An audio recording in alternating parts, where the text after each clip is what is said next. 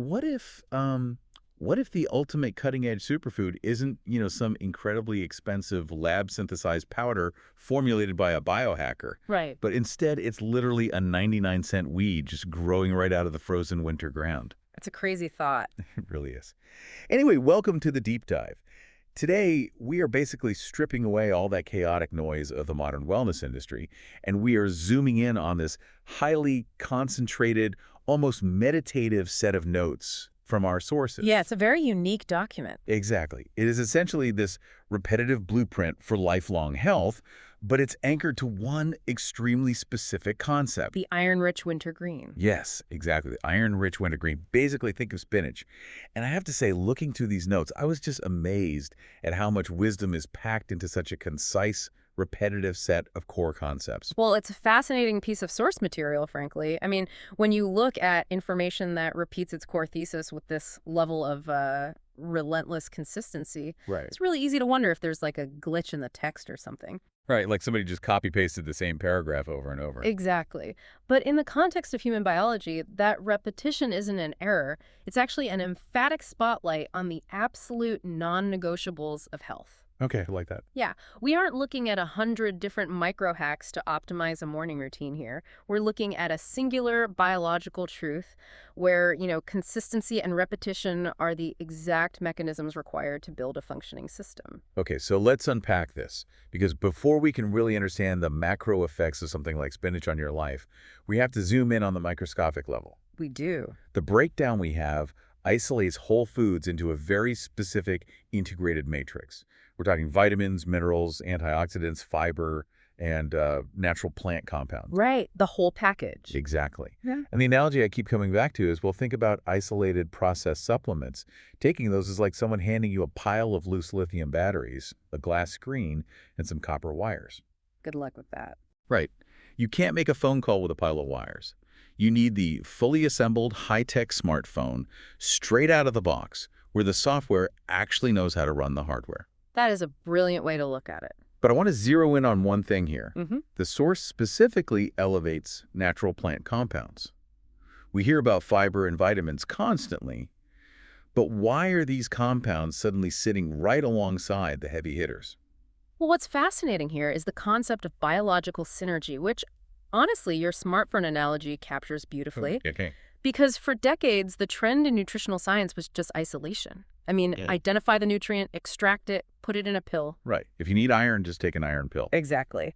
But grouping these natural plant compounds, specifically things like flavonoids, polyphenols, and dietary nitrates, with the core vitamins and minerals, well, it exposes the fatal flaw in that isolation model. How so? Because they aren't just random inert ingredients, they form a highly sophisticated delivery and operating system. Right. Okay, but what does that operating system actually do?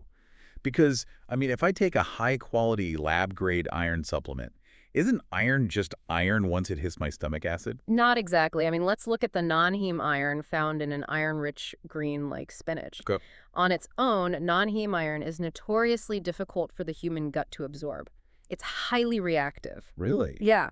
If you just take an isolated dose, much of it oxidizes before your body can even use it, which can actually cause, oxidative stress and massive gastrointestinal upset. Oh, wow. So it can backfire. Completely. Right. But when you consume it in its whole food matrix, the vitamin C inherently present in the spinach acts as a chemical chaperone. A chemical chaperone. I love that. Right. It binds to that non-heme iron, keeping it in a reduced, highly absorbable state so it can actually cross the gut barrier safely. Wait, so the plant has actually pre-packaged the exact chemical catalyst needed to unlock its own primary mineral. Exactly. It's built right in. And the synergy goes much deeper. Okay. Those dietary nitrates I mentioned earlier, well, once they hit your microbiome, the bacteria in your mouth and gut convert them into nitric oxide. Okay, and nitric oxide does what?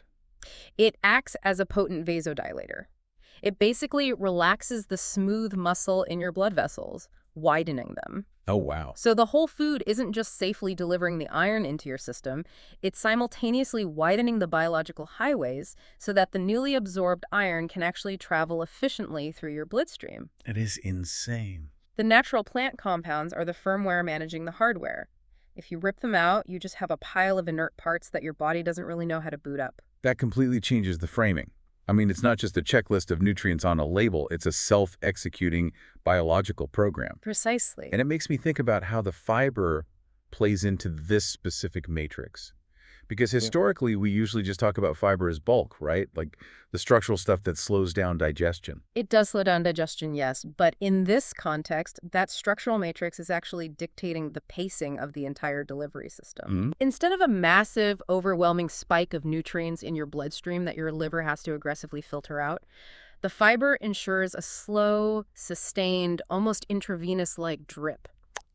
See. You have the vitamin C ensuring the iron's absorption, the nitrates widening the blood vessels for transport, and the fiber carefully controlling the exact timing of the release.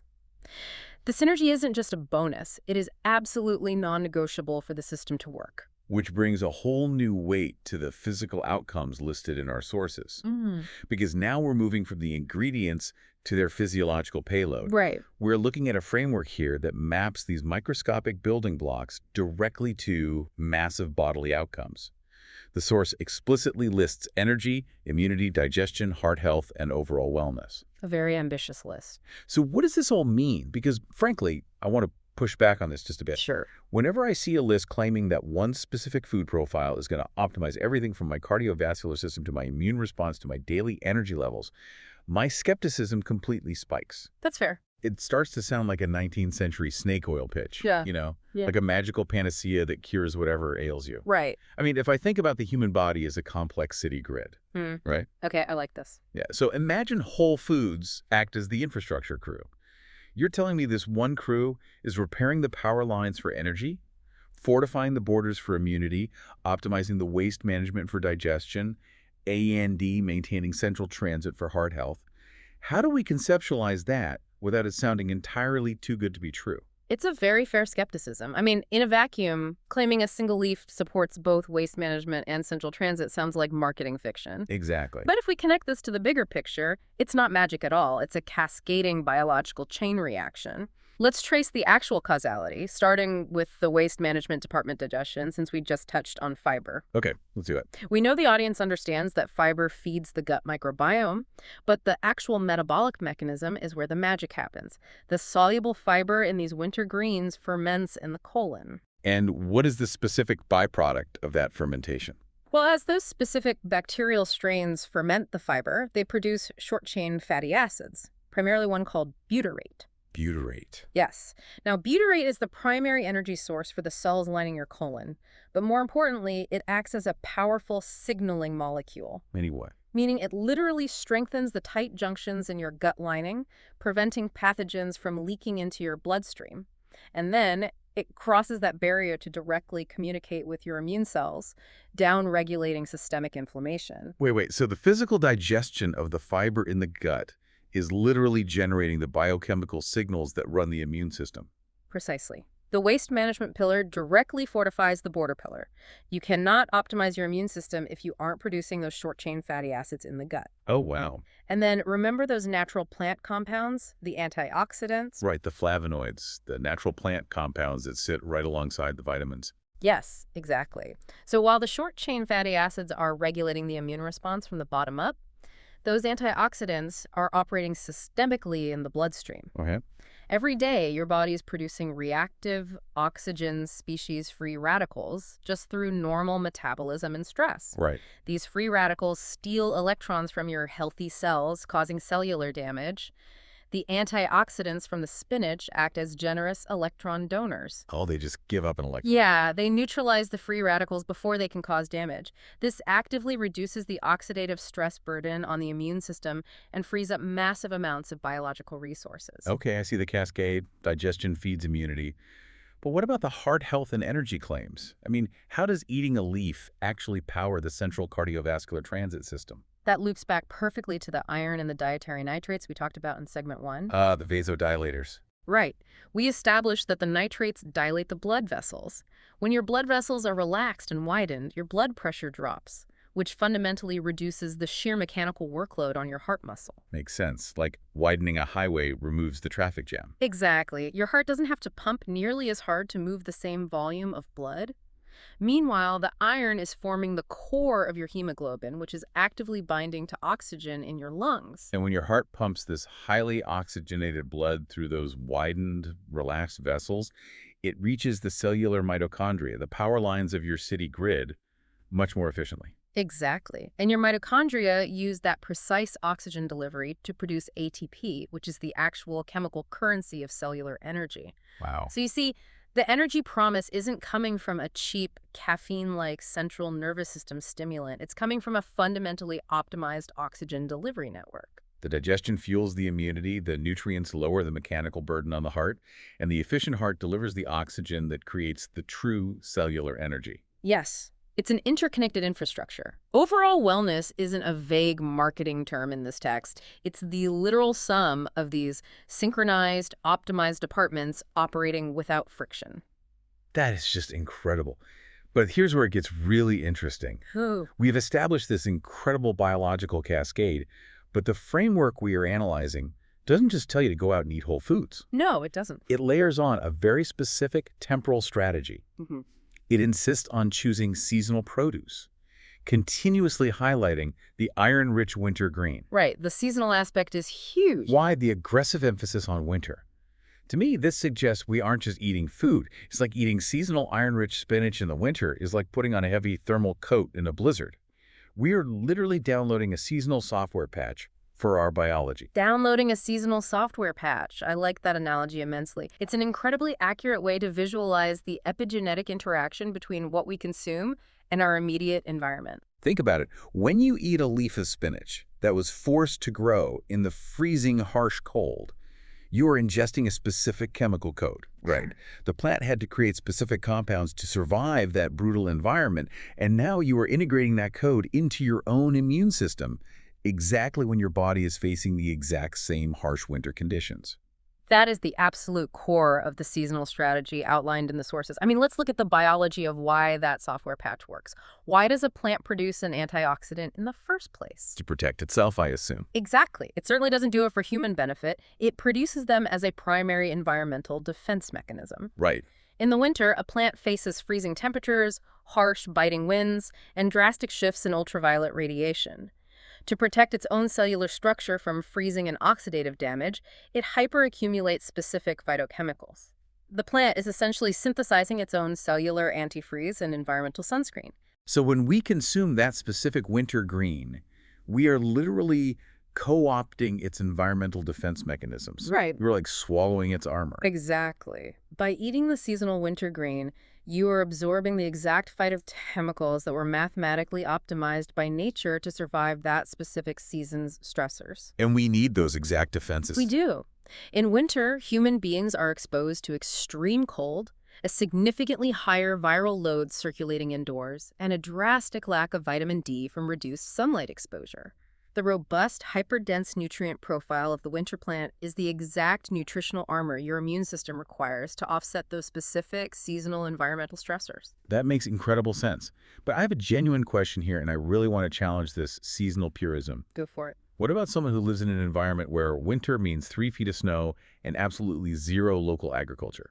Like if I live in northern Canada, am I biologically doomed if I have to rely on spinach imported from California? That's a great question. Does this framework imply that our modern globalized food chain is entirely toxic to our health? That's a crucial pushback and, well, an important nuance to clarify. The framework isn't suggesting that out-of-season produce is inherently toxic or completely devoid of biological value. Okay, phew. An imported leaf of spinach still contains iron, fiber, and vitamin C. The issue here is about chemical degradation and biological relevance. Degradation, right. When produce is picked prematurely so that it can survive a 3,000-mile journey in the back of a refrigerated truck, the phytochemical accumulation is severely stunted. You are getting a compromised, highly degraded version of that software patch. It's like downloading a beta version of the software with a bunch of missing code. Exactly. Furthermore, your body's circadian and circannual rhythms, your deep internal seasonal clocks, are biologically expecting specific nutrient profiles based on the temperature and light exposure of your immediate current environment. Oh, that's fascinating. While eating imported greens is obviously vastly superior to eating highly processed junk food, The maximum biological synergy occurs when the environmental stressors on the plant directly match the environmental stressors on the human. Historically, populations in harsh climates didn't rely on imports. They relied on the concentrated, stored energy of seasonal crops like root vegetables and resilient winter greens that fundamentally hold their nutrient density through the freeze. So it's not about purity, it's about maximizing the density and relevance of the nutrients. You want the absolute highest concentration of that biochemical armor right when your immune system is taking the heaviest seasonal hits. Precisely. It's about removing biological friction and seamlessly aligning your intake with your environment. Which leads us directly into the ultimate thesis of the information we're analyzing today. The overarching goal of these sources isn't just about surviving the winter. No, it goes much further. The notes explicitly pair this focus on balanced meals directly with building sustainable, healthy habits for life. And frankly, to me, sustainable is the heaviest, most consequential word in this entire discussion. I completely agree. It feels like a targeted, deliberate counterargument to the endurance test mentality of modern dieting. We tend to treat health like a grueling 30-day sprint where you heavily restrict your calories, white-knuckle your way through the misery, and then inevitably collapse. This raises an important question about the psychology of human health and, frankly, human behavior. Why is the failure rate of extreme diets so universally high? Because they're miserable. Exactly, because they are fundamentally adversarial. They demand that you actively fight your own biology, ignore your environmental context, and rely entirely on cognitive willpower. Right, just pure grit. You are constantly overriding your body's innate screaming hormonal signals. That requires an immense amount of neurological energy, and willpower is a strictly finite resource. It is mathematically unsustainable to fight your own hardware. Right. You can't fight gravity forever. Eventually, your arms get tired and you drop the weight. Exactly. But the framework here advocates for profound harmony. Yeah. By utilizing the whole food matrix, where the fiber dictates the slow, steady release of energy and the seasonal plant compounds actively optimize your immune response, you are actually working with your body's intrinsic biochemical pathways. Okay, I see.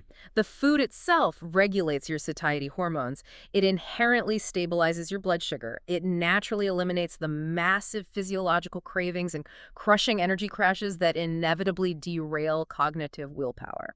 So the habit naturally becomes sustainable because the biological friction is entirely removed.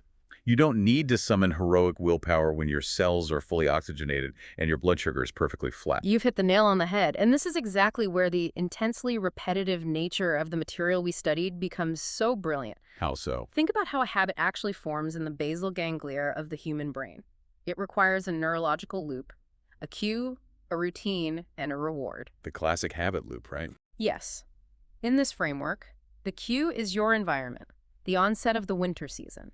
The routine is the consumption of the balanced whole food meal featuring that iron-rich green. And the reward. The reward isn't some arbitrary abstract number on a bathroom scale 30 days from now. The reward is the immediate, tangible, biological cascade we just spent this deep dive detailing. The stable, all-day energy. The drastically lowered systemic inflammation.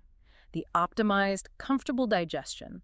Your brain immediately registers that physiological reward, strongly reinforcing the neurological loop. Oh, that makes so much sense. True, lifelong wellness doesn't come from a sudden, violent, restrictive overhaul of your life. It comes from the quiet, rhythmic, and consistent choices of aligning your diet with the seasons. It's Tuesday, you eat the winter green. It's Wednesday, you do it again. Just consistency. Right. The repetition in the text isn't a glitch, and it isn't boring. It is demonstrating the fundamental architecture of actual biological transformation.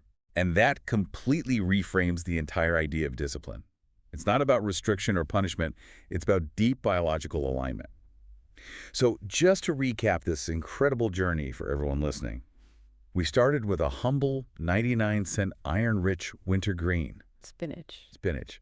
We unpacked how its natural plant compounds, like dietary nitrates and vitamin C, act as an integrated firmware system, safely chaperoning volatile minerals directly into your cells. Which is amazing on its own. Truly. Yeah. Then, we mapped out exactly how that microscopic payload triggers a massive physiological cascade.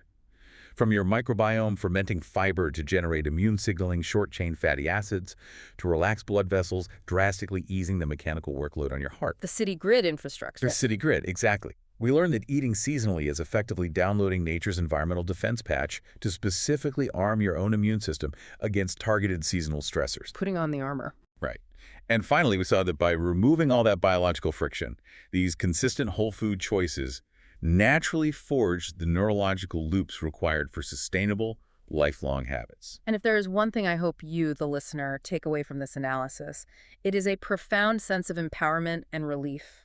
The commercial wellness industry actively profits off complexity, creating a dense sense of intimidation that makes you feel like you need a PhD just to feed yourself correctly. Right. That's exhausting. But the overarching solution provided in these sources is beautifully, elegantly straightforward.